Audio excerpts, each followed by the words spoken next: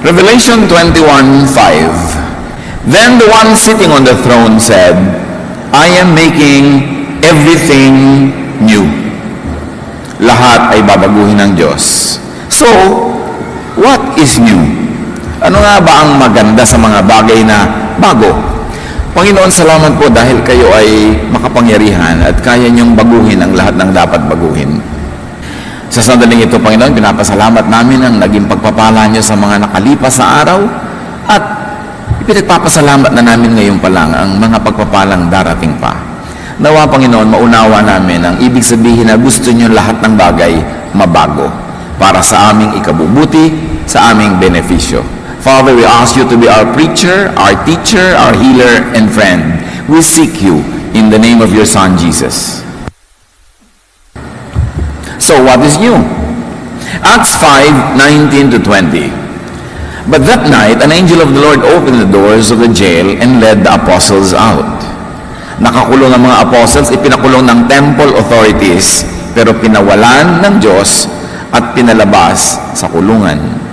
So jail doors opened, prisoners got out. This is exactly the work of Jesus. Both literally and symbolically, Jesus sets people out of prisons. And apparently, what was that symbolic prison? It was the prison of the mind.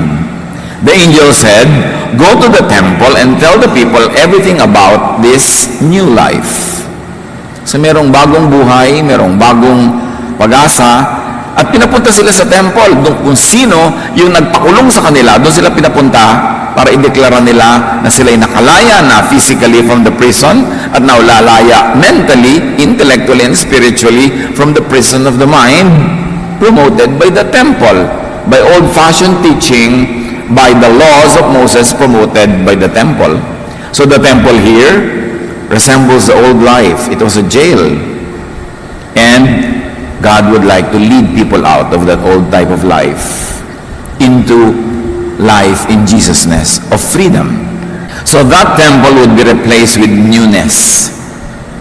That's why dun sa temple pinapunta yung mga ipinakulong ng temple mismo, because Jesus gives new life.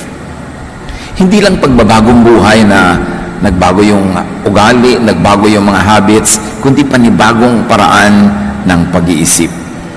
A new life that replaces the old life.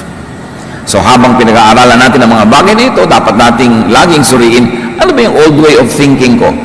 Especially about godliness, about God, about myself, about my relationship with God and with other people. And engage it with the idea of newness. Romans 6:4. When we were baptized, we died and were buried with Christ. We were baptized so that we would live a new life. So yun ang talagang gusto ng Diyos na mangyari sa mga tao. Mabaptize sila, hindi para maging member ng kung anong religion lamang, hindi para ipakita sa mga tao na meron silang religious experience, kundi para magsimulang maunawa nila na merong isang new life available to them. Sadly, marami mga tao, after baptism, they only go back to their old lives. But baptism means death to and freedom from the law. The old lifestyle referred to here is none other than a life ruled by the law, by the temple, by old-fashioned religiosity that God wanted His people to be free from. And Jesus introduces new rules and inspires new attitudes. Luke 22:20, after the supper, He took the cup, saying, this cup is the new covenant, meaning a new arrangement, a new order in my blood. Jesus was very emphatic that it was about His blood, meaning it was not about the blood of animals that were being sacrificed in the temple. Laging may reference sa temple to, sa law. Laging ganun ang pagbasa sa mga newness na itunuturo ni Jesus. It was His blood, not the blood of animals, and therefore not the temple sacrifices. 1 Corinthians 5:7, get rid of the old yeast, then you will be like fresh new bread made without yeast, and that is what you are. Yung yeast, inilalagay yan sa harina para umalsa. Pero ang pag-alsa na yon, parang hangin lang, walang katuturan. Parang yung mga tinapay na ang lalaki sa labas, pag pinisa mo, ang liit pala, kasi pinaalsa lang ng yeast. At sabi ni Jesus, ganyan kayo. Huwag na kayong gumamit ng mga yes na yan. Pampamukhang religyoso, pampamukhang big time kayo sa spirituality, pero ang totoo wala naman. Matthew 16:11 to 12. Don't you know by now that I am not talking to you about bread? Watch out for the yeast of the Pharisees and Sadducees. Finally, the disciples understood that Jesus wasn't talking about the yeast used to make bread, but about the teaching of the Pharisees and the Sadducees. So ano ang sinasabi ni Jesus tungkol sa mga katuruan ng mga Pharisees na ito, ng mga Sadducees na ito, ng mga masters of the law, masters of tradition? Yeast lang yan. Pinapaalsa ka lang, mukha kang malaki pero wala ka naman talaga sa loob. Ingatan nyo yan, iwasan nyo ang mga yan. Akala talaga nung iba pag sinasabi ni Jesus, huwag kayong kumakain ng yeast, dapat unleavened bread. They take it very seriously that even after the Lord's Supper, dapat unleavened bread ang ginagamit ng mga tao. Sinabi ni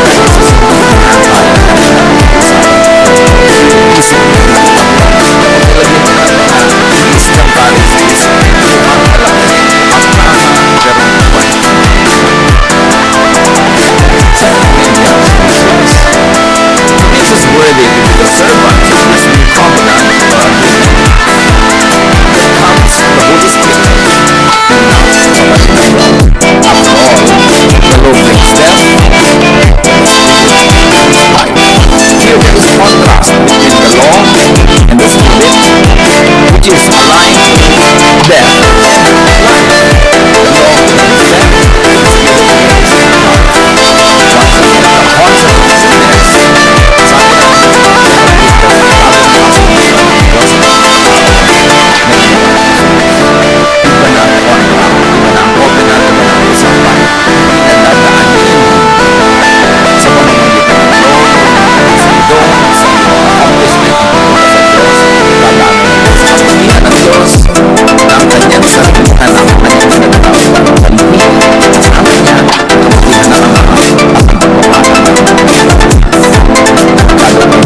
The hearts of sinners. Kasi hindi tayong sundin ang gawin ni Moses. And if you break one, though you obey a lot of it, but you break one, it's as good as breaking all. Therefore, no matter what you do, you die. That spiritually, yes, but God is so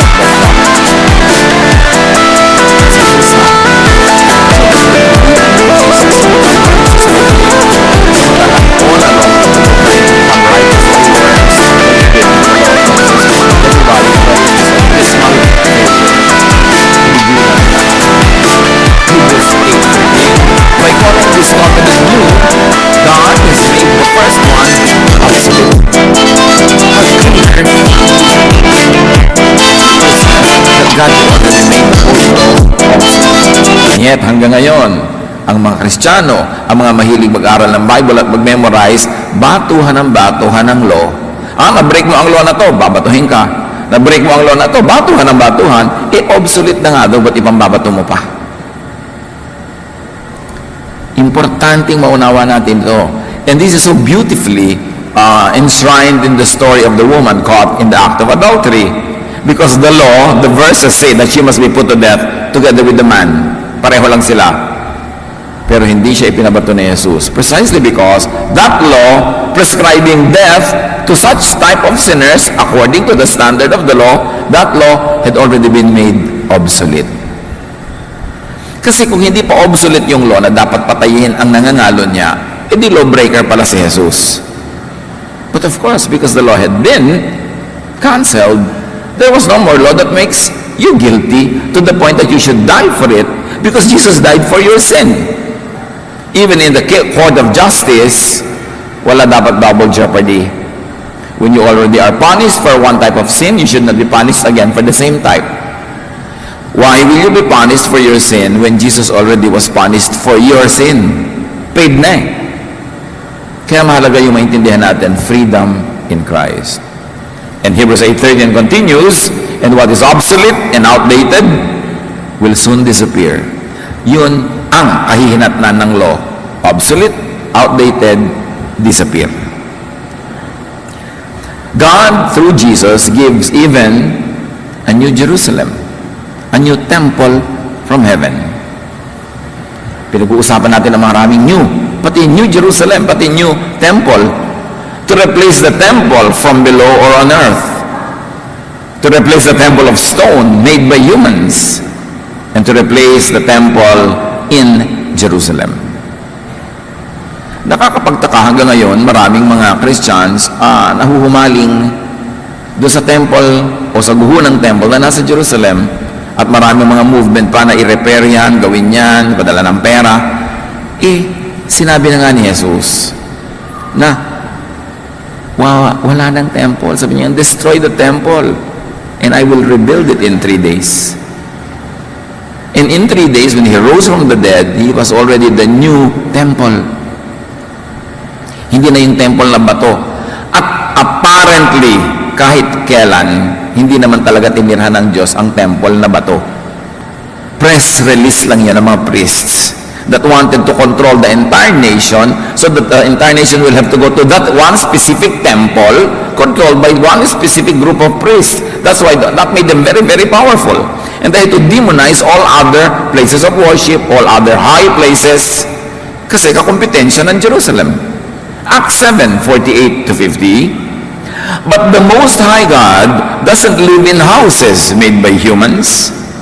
It is just as the prophet said when he spoke for the Lord.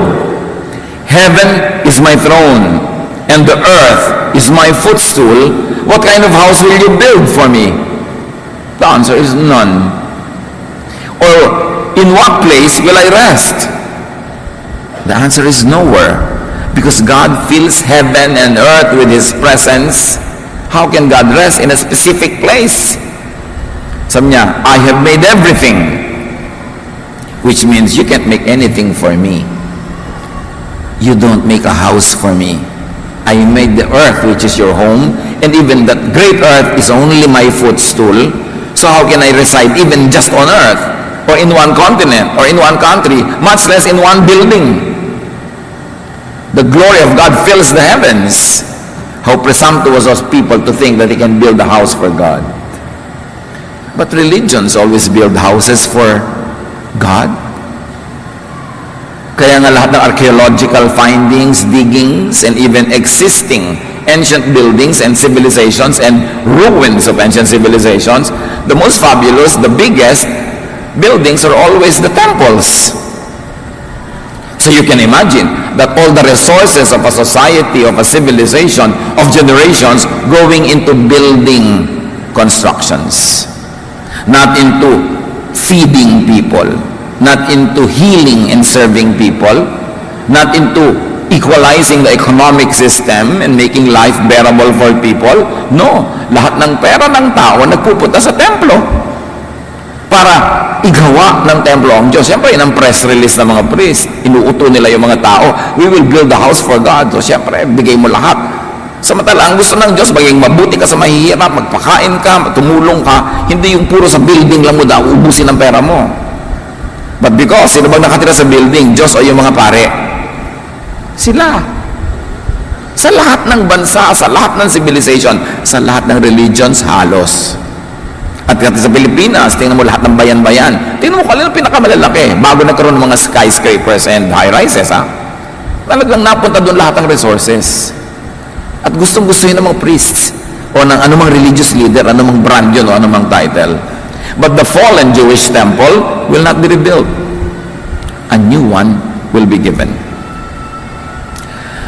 Noong AD 70, nagkaroon ng malaking Jewish revolt against Rome because Rome was a colonial master of most of the Mediterranean areas at that time. And the Romans came to Jerusalem and destroyed it. Destroyed it. At yun ang sinabi ni Jesus. Matthew 13, 1-2. As Jesus was leaving the temple, one of his disciples said to him, "Look, teacher, what massive stones! What magnificent buildings!" Ibig sabihin, wow, ang galing-galing natin, ang galing-galing ng ating religion. Ito ang ating temple because it was the pride of the entire Israel. It was a symbol of their nation. Yun ang kanilang pinagagastosan. Bawat isa may temple tax. Binabayad nila taon-taon for the maintenance at ang napakarami pang mga koleksyon. Sabi niya, ito ang pinakamaganda. Verse 2, "Do you see all these great buildings?" replied Jesus. Not one stone here will be left on another. Everyone will be thrown down. From the mouth of Jesus, who is the mouthpiece of God, who is the spokesperson for God, who is God that became flesh. This is what God would like to say about the temple. Kasi yun na lang ang naging Diyos nila. Ang dami na nang nalikhang mga kautusan tungkol lang doon sa temple na yun. Sinong pwedeng pumasok? Hanggang dito ka lang, hanggang dito ka lang. Na-require nila na yung high priest lang na nakakapasok sa most holy place. It empowered the priesthood and disempowered everybody else. They became the custodians of heaven. They became the keepers of heaven. Sila lang yung naging makapangyarihan. Sabi ni Jesus sa Matthew 12:6, I tell you that something greater than the temple is here. And that was Jesus. The same Jesus who now lives in your heart and in mine. Because when you believe in Jesus, He lives in you, you become the temple of the living God. Ayaw yan ng mga malalaking mga religious leaders na umuso at maintindihan ng mga tao because mawawalan sila ng control. Ano sabi ni Jesus? When you pray, saan daw pupunta? Sa temple? Go into your room. Close the door. Pray to your Father in secret. And whatever the Father sees in secret will be rewarded. So, ine-empower niya yung mga tao. Hindi nyo kailangan lumapit sa mga religious leaders para kayo magdasal. Although, hindi naman masamang magdasal together. Pero hindi required na yun lang ang paraan para magdasal. Doon ka lang pupunta. Kasi kinokontrol ka nga. Yung mga pilgrimages na yan, kailangan pumunta ka pa doon, pumunta ka pa dyan para ka magdasal. God fills every space and every segment of time. Everywhere. So God is accessible. And that's what Jesus did. God was made close to people. Kaya nga ang tawag sa kanya, Emmanuel, God with us. God in us. Hindi mo kailangan yung mga religion para ka lumapit sa Diyos. Although some religious teachings and some religious activities, especially when led and managed by people who have a higher consciousness, might be able to lead us into a higher appreciation of God. But you may and you can have a very personal relationship with God with or without religion. Now, why do we have religion? Kung advantageous sa'yo. Kung dahil nagkakaroon ka ng mga kapamilya, kaibigan na tumutulong sa'yo, nakikipagtulungan sa'yo. Nagkakaroon ka ng enlightened and progressive teaching na nakikipagtulungan sa'yo. Pero kung ginagawa sa'yo ng religion, ay gawa lang ka ng gawalan, itali ka ng itali, tagutin ka ng tagutin, at buti ka managot sa tali. Religion. Nagkakaroon ka ng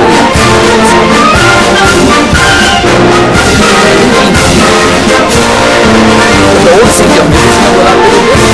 Ha? Jerusalem.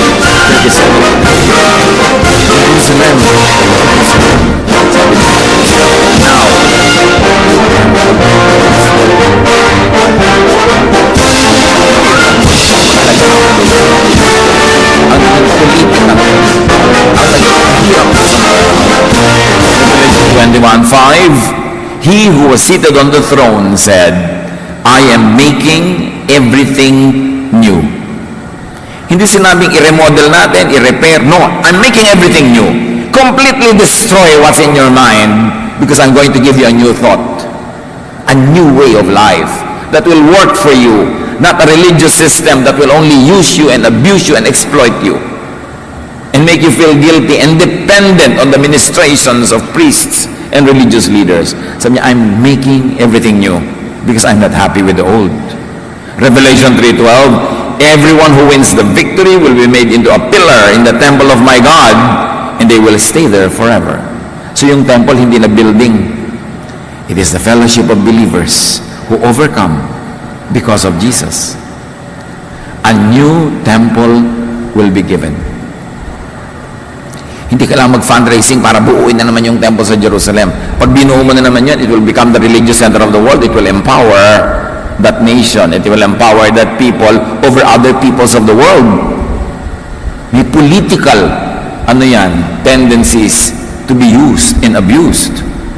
2 Peter 3:13, but God has promised a new heaven and a new earth where justice will rule.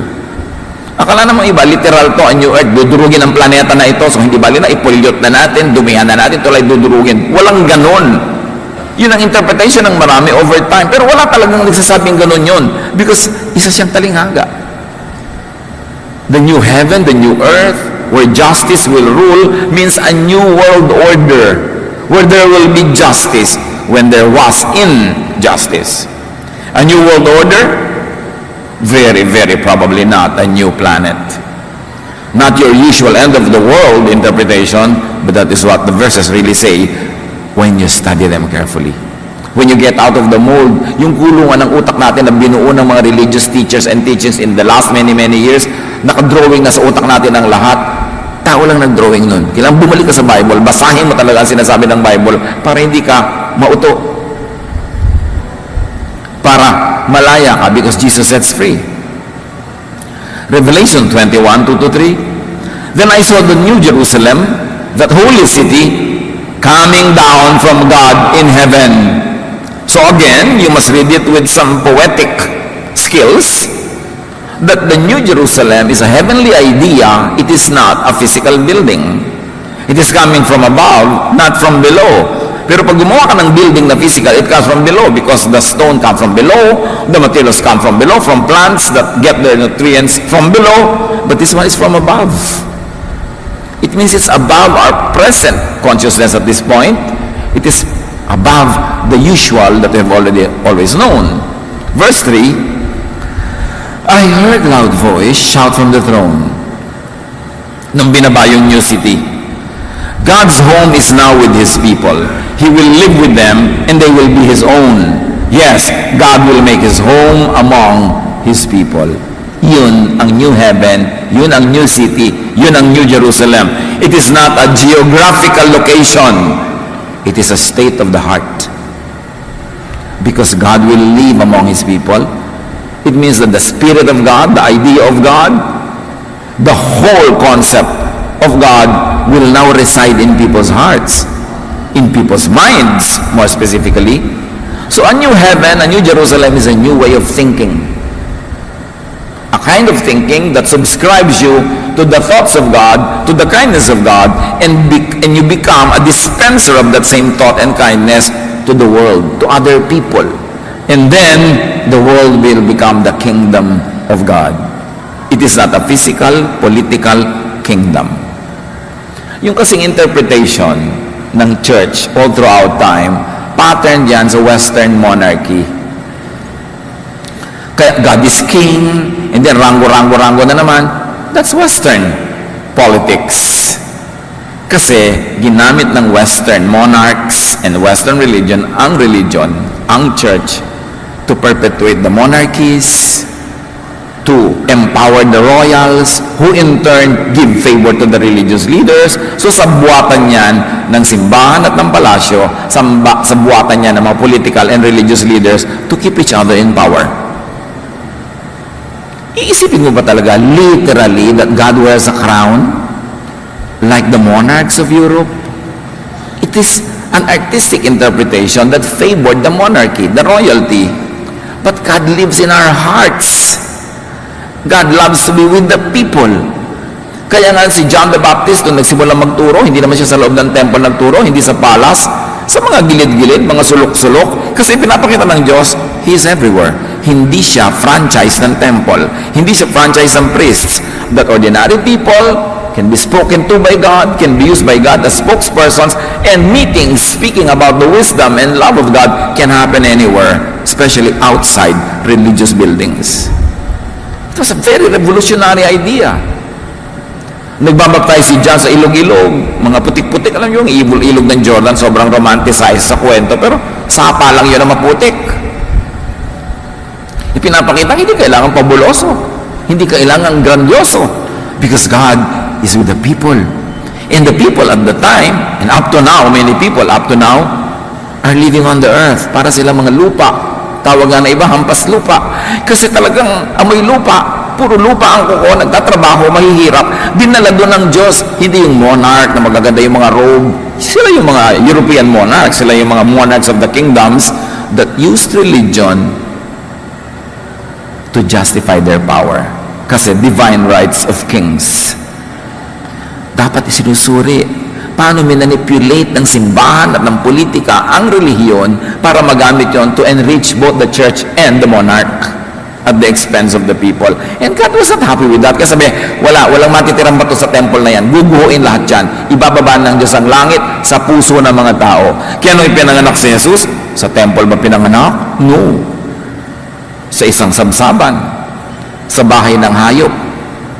Para ipakitang ang Diyos ay bumaba. Hindi ka pinapaakyat tulad ng ginagawa ni Moses. Umakyat ka. Tulad ng ginagawa ng law, ng Pharisees, ng Sadducees. Gawin mo ito, umakyat ka. Pag nakakita ka, laglag ka na naman. Tapos akyat ka, laglag. Buong buhay, laglag ka ng laglag. Kaya kailangan mo lagi ang administration ng temple. Kasi magbibigay ka ng offering, magdadala ka ng hayop, i-offer para sa kasalanan mo. At ang gusto ng mga pare, the perfect animals, dahil gusto daw yun ng Diyos, press release lang nila yon. Kasi sila naman ang kumakain ng mga hayop na yun eh. So, dala-dalang taong pinaka-best animals na dali sa temple, i-offer. Kunti lang sinusunog doon yung taba-taba. All the other parts go to the kitchen of the priests. So, sabi, ayoko na nito. Sawang-sawa na ako sa paggamit sa akin ng mga relihiyon. Sobrang ginagamit ako na front ng mga religion. Inuuto ang mga tao, tinuhutotan sila, pero ang nakikinabang religious leaders lang. Kaya sabi, no. We will bring God to the people. John the Baptist will be among the people. He is not a special priest. He just came from the people. Ang suot pa nga niya, masyadong common. Ang ginamit ng mga tao, mga prophets were common. The first leaders of the church were common people. Isn't the message clear? That God would like to bypass religion incorporated. That God would like to bypass the powerful religious systems that entrap God within the temple under the control of the priests. Kaya inilabas. So, lagi ang dalangin natin, pumunta ako sa langit. But God's people obviously will not go up to heaven because God will go down to earth to be with His people. Suriin natin to. Lagi ang gusto natin to heaven, di ba? Kasi pinalaki tayo sa ganong relihiyon. Si Jesus, nung tinanong siya, teach us how to pray. So you pray like this, Our Father who art in heaven, hallowed be thy name. Thy kingdom come. Your will be done on earth as it is in heaven. Hindi sinabi ni Jesus na ganito kayo magdasal, Lord, dalhin niyo po ako sa langit. No, ang sabi ng dasal, ibaba niyo ang langit. Hindi namin kayang abutin, please, ibaba nyo na lang. Hindi ba? When you pray according to God's will, He hears us. Obviously, Jesus was speaking for the Father. That was the will of the Father to bring heaven down to earth, not to force people to go up because we couldn't. Hindi natin kaya. Pero hanggang ngayon, pag sumali ka sa mga verse and Bible-based mga religions, tatagtagan ka na naman ng mga requirements, paakyating ka na naman. Laglag ka tuloy ng laglag. Your life is a life of guilt. Self-judgment and judgment of others. Batuhan ng batuhan. Hindi tahimik. Hindi payapa ang buhay. Pero sabi, your kingdom come. Ang ganda nga sa Tagalog mapasa amin ang kaharian mo. Jesus makes the believers become God's new temple. After having been made the temple of God, si Jesus, now, through Jesus, every believer becomes a temple of God. That's why the temple is now indestructible. A building you can destroy. But how can you destroy everybody who believes? 1 Corinthians 3:16, all of you surely know that you are God's temple and that His Spirit lives in you. Ang press release sa mga priests, the Spirit of God lives in the temple and not on all parts of the temple, not in the Holy of Holies, but in the most holy place only. Napaka-limited. But now you are God's temple and God's Spirit lives in you. Hindi mo na kailangan mag-pilgrimage sa Jerusalem. Although kung gusto mo mag-turista, magpasyal-pasyal, good, nice to do. Pero hindi mo kailangan gawin yun para ka magdasal. Ito ka pa magdadasal, wala ba ang Diyos dito? Sabi nga niya, go into your room. Pastor, wala po akong room. Di lalong mabuti. Kasi wala ka na kailangan puntahan. Kahit saan, magdasal ka na lang. Pero walang specific place. Racket yan kasi kumikita. sa offering ang mga pilgrimage places. Kaya umiimbento sila mga himalahir para may mag-pilgrimage. Huy, kukunti ang koleksyon. Teka, kailangan natin ng himala. Para dayuhin tayo ng mga tao. Kawawa ang mga tao. Kaya si Jesus, nung tiningnan niya yung Jerusalem, napaiyak siya eh. Sabi niya, kawawa ang Jerusalem. Gustong-gusto ko kayong ipunin tulad ng pag-iipon ng nanay na manok sa kanya mga inakay. Pero ang titigas ng ulo nyo, ayaw nyong paipon. Sabi ni Jesus. Now, ibababa daw ang temple of God. Yun ang new Jerusalem. Yun ang new temple. But this could have begun at Pentecost. Ngayon, ang mga tao, walang inaabangan kundi second coming ni Jesus. Walang inaabangan kundi ang end of the world. Have we ever considered that Jesus could have come already at Pentecost? Na nung sinasabing, I will come future tense, pero after a few years or a few days, nangyari na, tapos na, nagsimula ng dumating. Ay din na kompleto na yung pagdating o nagsimula na yung ongoing progressive coming of Jesus into us. Acts 2:13 to 18. Nung ang mga disciples ay nag-iipon-ipon sa isang bahay during the Feast of Pentecost, tapos dumating ang Holy Spirit, nag-speak sila in various languages of the world, napagkamalan silang lasing. Others made fun of the Lord's followers and said, they are drunk. Peter spoke, you are wrong to think that these people are drunk. But this is what God had the prophet Joel say. Sabi, hindi kami lasing. Ito ang sinabi ng Diyos sa pamamagitan ng bibig ni Joel long ago. When the last days come, I will give my spirit to everyone. Look, everyone, not to an exclusive prophets club. Your sons and daughters will prophesy, and young men will see visions, and your old men will have dreams. Sabi ng Diyos through Joel, darating ang panahon, yung end times, that your sons and daughters will prophesy, no longer just the prophets. At may daughters, hindi lang sons. Young men, old men, hindi lang para sa isang specific age or gender. In those days, I will give my spirit to my servants, both men and women, how emphatic, and they will prophesy. Tapos ngayon, marami pang Bible-based churches, hindi pwede mag-preach ang women kasi women sila. Sinabi na lang, both men and women. Sabi ganon, there's equality here. Age group, gender group, whatever. At Pentecost, interestingly, when the Holy Spirit was given, the new heaven and earth and temple could have been given, could have begun. God descended to be with His people at Pentecost. The second coming, so-called, could have happened, or at the very least, could have already started. Because Jesus, or the Holy Spirit, or both, if you like to count them as separate, came down. John 14:15 to 19, Jesus said to His disciples, then I will ask the Father to send you the Holy Spirit, who will help you always and be with you. So sabi ni Jesus, ipapanalangin ko sa Ama na ipadala sa inyo ang banal na Espiritu para tulungan kayo at samahan. And then Jesus interestingly goes on, I won't leave you like orphans. I will come back to you. So siya na ba o ang Holy Spirit? O, isa lang yun. Pero sabi niya, biglang siya na yung babalik eh. I will come back to you. In a little while, the prophet of this world won't be able to see me, but you will see me. Biglang si Jesus na. Kaya sinabi niya, I will never leave you, I will never desert you. So Jesus promised He's coming back within the normal lifetime of the first generation believers. Not in some remote future from that time when He spoke. Bihirang pansinin ng mga tao na ipinangako ni Jesus na mangyayari ang lahat ng sinabi, ang pagbaba ng kalangitan ng ang kaharian ng Diyos, ang kanyang pagbabalik sa lifetime ng original hearers of the message. It means it should have been no later than 90 or 100 years after Jesus went to heaven. Matthew 16:27 to 28. The Son of Man will soon come, meaning Jesus. I promise you, promise pa, hindi sabing I tell you, I promise you that some of those standing here, hearing me, ayan kayo, will not die before they see the Son of Man coming with His kingdom.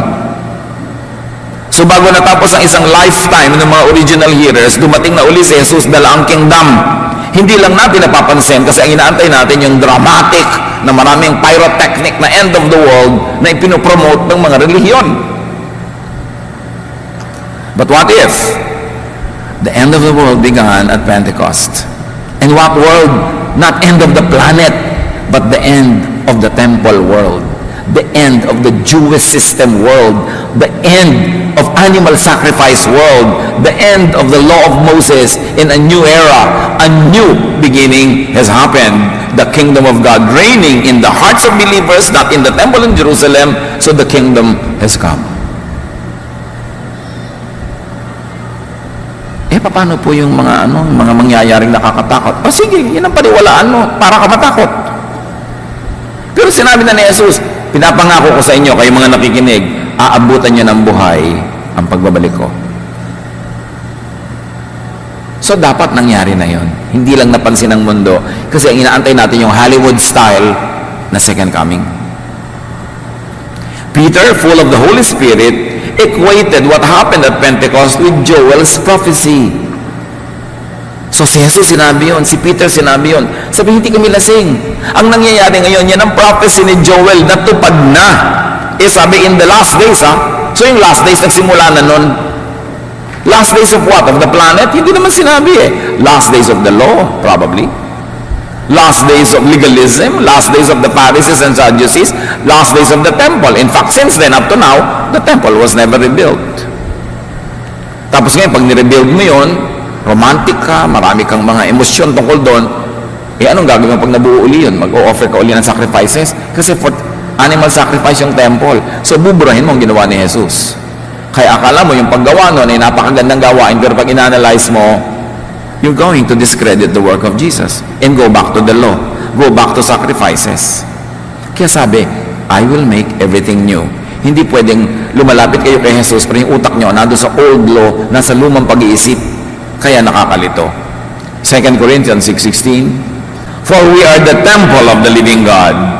As God has said it, I will live with them and walk among them and I will be their God and they will be my people. Ibababa. Nakita niyo sa simula, ang Diyos ay kasama ni Adan at ni Eva. So, mababalik yung ganoon that God will be with His people. Yun nga mga tales of the manubo, yung ating mga sinaunang mga alamat, na ang Diyos ay kasama ng mga tao, pero ang lapit-lapit ng langit, pero sa pagbabayo nila ng palay, tinatamaan ng halo, ng pambayo yung langit, kaya lumayo na lumayo yung Diyos dahil nauuga. Pero poetry yun. Ibig sabihin, ang activity ng tao nakaka-offense sa Diyos, kaya siya lumayo. Specifics lang yung pagbabayo, kasi syempre yun ang nasa culture natin. Hindi ba sa Bible yun din ang dahilan, kaya na palaya sila, kaya nagkalayo ang Diyos at tao dahil sa gawain ng tao. So nakikita niyo yung ganda ng ating mga mito at mga alamat, embedded doon, yung mga universal truths of God. Dahil hindi naman imposible ang Diyos ay nagpahiwatig, nagpakilala sa mga ninuno natin. Alangan naman na ang Diyos na lumikha ng langit at lupa ay kauna-unahan lang beses nakarating sa Pilipinas nung dinala ni Magellan noong 1521. Kailangan niya sumakay sa vapor para makarating dito na wala man lang siyang pagpapahiwatig, pagpapakilala sa mga ninuno natin. Kaya tayo nagpo-cultural redemption. Hinahanap natin ang mga bakas ng pagpapakilala ng Diyos maging sa mga ninuno natin outside of the temple in Jerusalem. Kasi nga, pinranchise na nila. But God fills heaven and earth with His glory. Nilikha ng Diyos ang lahat ng tao? Yes. Mahal ng Diyos ang lahat ng tao? Yes. Sa Israel lang siya nagpakilala. Yung iba, puwera na. Hindi yata yun reasonable. Dapat nag-iisip tayo sa mga political repercussions of religious doctrines because they empower specific groups and disempower everyone else.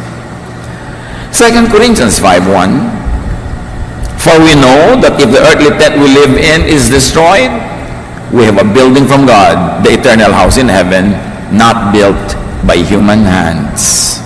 So yun ang temple na mahalaga. Not built by human hands, but built by the will of God. And that temple is now the fellowship of believers. It is not a building, it is a spiritual configuration of people united in belief, in faith, and in love.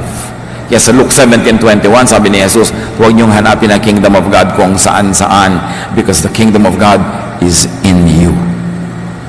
Search inward. Because God is in you. Kaya ang pangalan ni Jesus, Emmanuel, God with us. God in us. Hindi God there in the temple, God here and there. God in me, God in you. Dapat yun ang ating i-cultivate na relationship. Kaya ang maraming ginagawa si Jesus, private prayer, quiet prayer, kasi nakukultivate doon ng very personal relationship with God. Not to discount the power and the beauty and the benefit of group prayer. But do not neglect your private correspondence with God. So maraming new ideas will be introduced to new minds. Because spiritual growth moves. Kung meron kang growth, may na-outgrow ka. Pag lumalaki ka, meron kang nakakalakhan. Lumaki pa mo, naiwan mo na yung tsinelas. Lumaki ang katawan mo, naiwan mo na yung damit. Pero kung yung damit mo nung araw na naborn again ka, 15 years ago, kasya pa rin sa'yo ngayon, di ka lumaki. O baka lumuwag, lumiit ka. Kailangan na-outgrow mo. Yung dati mong idea, na-outgrow mo yun kasi nag-grow yung idea. Sabi ni Paul, when I was a child, I thought like a child. I reasoned like a child. But now that I'm a man, I give up childish ways. And he was not talking about physical infancy and maturity. He was talking about spiritual infancy and maturity. Noong araw, bago lang ako sa Panginoon, meron akong mga paniniwala, meron akong mga ganitong gawi. Pero ngayon nagmamature na ako, iniiwan ko na yun, nag-grow na ako. Kaya dapat ganoon na mangyari sa atin. Huwag tayong sentimental na ayaw mong iwan yung dati mong belief, dati mong paniniwala, dati mong interpretation. Because if there is growth, there will be movement. And if you grow, you will always outgrow something. Like new wine in new wine containers. Kaya nang laging metaphor ni Jesus, newness. Mark 2:22, new wine must be put into new wine skins. Ibig sabihin lang, new ideas must be put into new brains. New doctrines must be accommodated by a new attitude para ka mag-grow. And Paul too introduced these new ideas to others. Jesus makes new interpretations of old laws. Yung sabi niya, I have not come to abolish the law, I came to fulfill them. Pero in actual practice, ang fulfillment niya of those rules and those laws, ni-reinterpret niya. Kaya sabi niya, you have heard this, now I'm telling you it's like this. You have heard it of old, now I'm telling you this is the new reading. Hindi niya literal na itinuloy lahat. Kasi kung literal na itutuloy ni Jesus ang lahat, huwag na siyang dumating, nandun na lahat yun, itutuloy na lang natin. Ba't pa siya darating para ituloy lang pala niya? Iniba niya. Yan ang dapat natin maintindihan. Romans 7:6, but the law no longer rules over us. We are like dead people, and it cannot have any power over us. Kasi pag patay ka na, wala nang power sa iyong legal system. So nung namatay ka na sa iyong dating life because of Jesus, because siya yung namatay at namatay din tayo, good as namatay din tayo because siya yung namatay para sa atin, sabihin ganun, wala nang power sa iyong law. So don't live like you are under the law and don't impose that law on everyone else and make them miserable. Romans 7:6 to continue. Now we can serve God in a new way by obeying His Spirit and not in the old way by obeying the written law. Parang ganito, Pastor, yung anak ko po, kadalagang tao, nagbuntis. Policy po ng church namin, pag ganun, itakwil. Diba? Tanggalin sa ministry, kailangang makita niya ang bunga ng kanyang kasalanan. Bilang ina po, ate, anong sinasabi ng puso niyo? Kawawa naman po yung anak ko. Ayaw ko naman sana ipahiya, pero sabi po ng church namin, dapat ipulpito yan. At dapat tawagin pa niya yung partner in crime niya, present niya. Ayaw ko na pong maranasan na anak ko yun. Ayaw ko naman talagang tanggalin pa siya sa court kasi yun na lang natira niyang ministry. Doon na lang siya may pag-asang makarinig lagi ng mga salita ng Diyos. O anong sabi ng policy niyo? Tanggalin, itiwalag. Yun yung law. Anong sabi ng puso mo, ng spirit? Mahalin ko na lang po kasi anak ko naman eh. Hindi magpakananay ka na lang imbes magpakamoses. Nanay ka eh. Yun ang sasabi, now we can serve God in a new way by obeying His Spirit, His loving Spirit. Yung hindi mo laging gusto mag-punish, hindi mo laging gusto mag-preach, ay kailangan turuan sa eleksyon. Pero sa puso mo, naawa ka rin naman talaga, gusto mo nang yakapin, sinasampal-sampal mo pa. Yun yung law at yun yung Spirit. Yun yung Jesus at Moses. Yun yung death at life. Sabi ganon, malaya na kayo ngayon, hindi nyo kailangang pumatay, magpakamatay, bumato, magpakahirap dahil sinasabi ng law, ang i-obey nyo na yung spirit, the spirit of love. Pag nangyari yun, nagkakaroon ka ng new life, bumaba sa iyo ang new heaven, meron ka new temple. Jesus gives a new command, John 13:34, but I am giving you a new command, you must love each other, just as I have loved you. Ang religion, ang kanilang obsession, discipline. You must discipline one another, di ba? You must rebuke one another. Pastor, an open rebuke is better than a secret love. Pero sister, kahit ba secret love meron ka talaga? Wala po. Wala ka naman pala secret love, rebuke ka ng rebuke. Di ba? Kasi kung talagang love mo, hindi mo na pagre-rebukein eh. Lalo hihiyain mo pa. Ang mga relihiyoso kasi, laging gusto magparusa. To teach a lesson. Kasi ang pagkakakilala nila sa Diyos, Diyos na mapagparusa. Kasi yun, Diyos na pinakilala ng temple. Yung bumubuka ang lupa, kakainin sila ng buhay, nadadala sila mga ahas, tutuklawin sila. Yun ang Diyos na kilala nila. Yung lagi kumikidlat, lumilindol, nakakatakot na Diyos. Sabi naman ng Diyos, boring naman yung pagkakakilala sa akin ng mga tao. Di ba loving ako? Kaya sabi niya kay Jesus, pumunta ka nga doon and love them. Tell them I love them. Bakit kailangan silang matakot? Laging, fear God, fear God. Di ba laging gano'n? God saw what you did. Yun yung old. Pero marami sa atin nasa old mode. Akala lang natin nasa New Testament tayo, pero utak natin nasa old. Kasi sabi, dibdibin nyo kung anong ibig sabihin ng new life. A new wine, a new wineskin. Sabi ganon, I'm giving you a new command. Forget all the others. If your implementation of all the old commands will be unloving, delete. Just be loving. Paano pa yung mga kasalanan niya? Kaya nga ako namatay para bayaran yan ba't sisingilin mo na naman siya? Believe.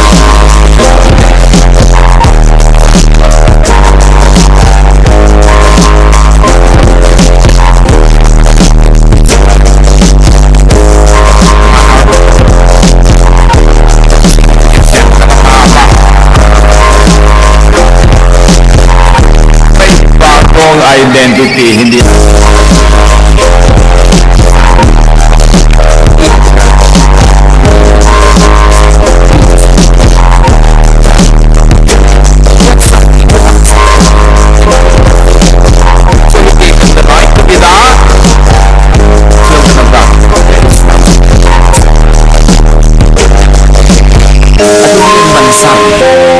yun ay tunay.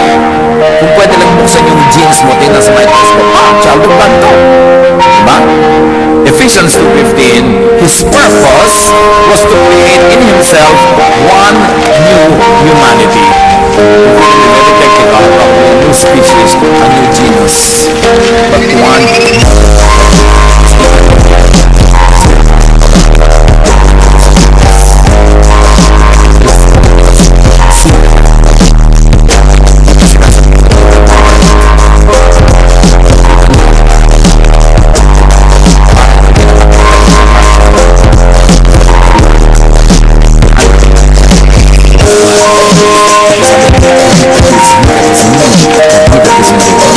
that's why there is no witchcraft against the people of God.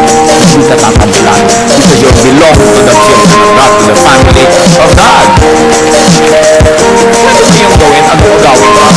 Colossians 3:11, even there is no gender or Jew,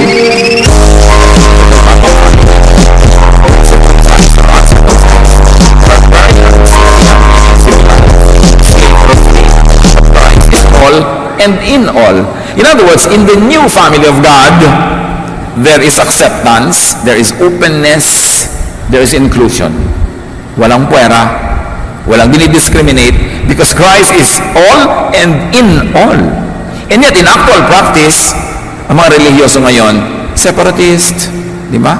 Yung congregationalist, mahilig magpuwera, mahilig puwera siya, huwag tayong sumali. Kasi may mga attitude si Paul na gano'n Pero Paulness yun, which is another topic. No? Marami kasi tayong Mosesness, marami din tayong Paulness, marami tayong Peterness. In fact, sinabi ni Paul mismo yan Why do some of you say, I follow Christ, or I follow Apollos, or I follow Paul, or I follow Peter? Sabi nga nun, don't we all just supposed to follow God? Follow Jesus? Kaya tayo nalilito, kanino ka ba sumusunod? Kaya tayo nagtuturo ng Jesus filter. Lahat ng katuruan sa buong Bible, salain mo kay Jesus kasi siya ang anak ng Diyos. Siya ang nabuhay na anak ng Diyos. Siya ang namatay at nabuhay para sa atin. So ang turo ng lahat dyan, marami tayong mapupulot, marami magaganda, pero padaanin kay Jesus.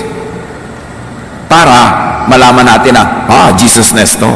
Para pwedeng isabuhay. Maraming Jesusness si Paul, maraming Jesusness si Peter, tsaka si Moses, pero meron din sila mga kanya mga ugali. Na Mosesness lang talaga, Paulness lang talaga, Peterness lang talaga. Pwedeng pupulutan niya ng aral sa specific cases where they are relevant and in the context ay tama, pero hindi siya dapat ina-apply universally. Ang mga katuruan lang ni Jesus ang universal because in Him, the fullness of the deity lived in bodily form, but in no one else. There's only one name given under heaven by which people are to be saved, and that is the name of Jesus. He is the way, the truth, and the life. No one comes to the Father except through Him. Kaya kahit Paulness, Mosesness, Peterness, kung ano naman yan, idadaan pa rin sa Kanya because Jesus is the way. That's why we are promoting Jesusness. It is important. Kahit grammatically, paano question? Jesusness, pero yung idea, nakakaintindihan na tayo. Dapat maka-Jesus yan. Believing in Jesus grants a new spiritual status. Not just a membership in a family, a spiritual status, and that is righteous. Righteous, yung katabi mo na yan. Kasi covered by the blood of Jesus, not inuusig by the law of Moses. Pag inusig mong katabi mo by the law of Moses, sinner yan. Pero pag sinuri mo siya by the blood of Jesus, righteous yan. So yun ang Mosesness, yun ang Jesusness. Alin ang ina-apply natin sa kapwa? Romans 3:21-22, but now, apart from the law, the righteousness of God has been made known. Hindi ka makaakyat sa righteousness of God through the law. Binigyan ka ng elevator, doon ka sumakay, yun ngayon, ang sinasakyan mo, kaya ka nagiging righteous, at si Jesus ang elevator na yun. This righteousness is given through faith in Jesus Christ to all who believe.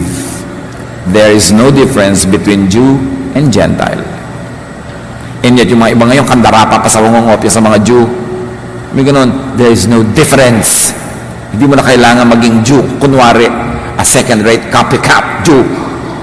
Pwede kang ikaw lang, mangyan, di ba? Tagalog ka, Cebuano ka, kung ano ka man, lumapit ka sa Diyos. Hindi mo kailangan dumaan sa pamamagitan ng kultura at lingwahe ng mga Hudyo. Because the temple is gone. Don't you see? So, we need to move into a new mindset, into Jesusness. New mindset into forgiveness, freedom, and setting free people from needless condemnation. A new mindset into love and acceptance of others, not rejection because of your religious conviction. A new mindset into openness and inclusion, not separation. A new mindset into assurance and fearlessness, not in constant fear. And a new mindset into rest and peace, not in worry, not in constantly thinking about what could happen, because God is in control. So ano ibig sabihin ng Happy New Year? It should mean a happy new life, a happy new way of thinking based on the new teachings of God through Jesus, on Jesusness. Lord, teach us how to apply this in our daily lives. Kung paano maging buo, a one-half Jesus follower is a one whole lie. We should be fully following your Son Jesus, not other leaders, not other teachers. Ituro mo sa mga Kristiyanong bumalik kay Jesus. At nang sa gayon ang maging bunga ay kapayapaan, katahimikan, pagtanggap, pagmamahal sa kapwa, tulad ng pagtanggap at pagmamahal mo sa amin, although by the law of Moses, no one is acceptable. Father, open our eyes, open our ears, enable our minds to grasp the width, the depth, the height of this freedom in Jesus. Pagbulag-bulayan natin sa mandali, spend some time in quiet reflection.